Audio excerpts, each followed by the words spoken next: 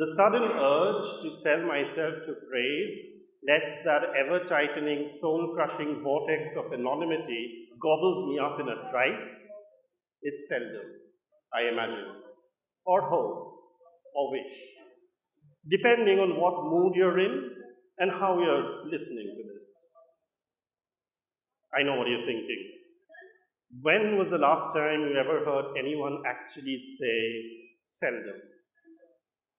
And whoever says last or thrice. But I'll say it twice, thrice, maybe quadruple times till you realize it still exists in the dictionary and in the deepest crevices of my mind where ghosts of Chaucer's past reside in golden contempt. Thrice rolls off my tongue like cookies with meringue, soft, in delicious crumbly bits, too confusingly sweet and sour to be of any use in getting my messages with any acute degree of clarity through to you. But I love the way my tongue moves, like a trapeze artist. From the roof of my mouth to just behind my slightly parted, large, almost buck teeth, and lets out a hiss when I say thrice. There, I said it again, and I'm loving it like extra large McDonald's new chicken Maharaja. I know what you're thinking. This poem is making you salivate. But I have only wordgasms for you, this side of the glass window. 1 a penny, 2 a penny, hot cross puns. I know what you're thinking. Why pennies? The only legal tender here is non-demonetized Indian rupees. Sorry, no, nothing quite as base as paper currency. Our instruments of barter remain thought and ideas.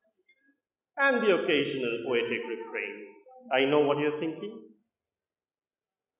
The reason we rhyme is causes worth writing for. Or should I have said worth fighting for? Pens are swords, aren't they? And are styluses swords as well? Or embarrassed furtive daggers hiding behind fake photographs and anon comments? And fingers that tap letters on the screen.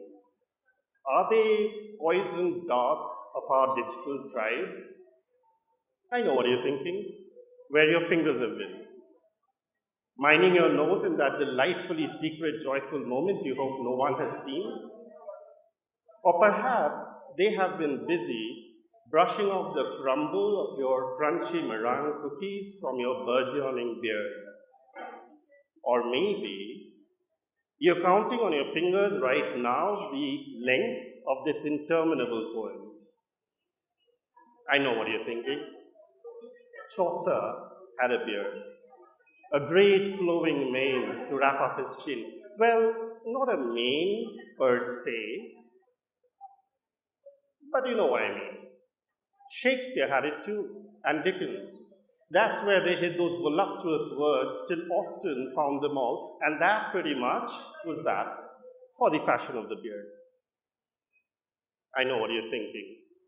Virat Kohli has brought the beard back. With his cricket bat and swashbuckling shorts? Or is that back with a bang like an explosion of facial hair? I know what you're thinking. Is it fair that beards can make a comeback, but not those voluptuous, archaic words like thrice? From a time when eating was not a sin and portliness was not the mark of the walking dead, but a sign of jolly prosperity. Or maybe you're thinking, who says per se outside of a courtroom? Only a discarded, washed up, ancient, unrepentant poet, maybe at the opposite end of contemporary, caught in soul-crushing anonymity, screaming from behind his glass door, hawking stale puns for obsolete, irredeemable pennies. Thank you.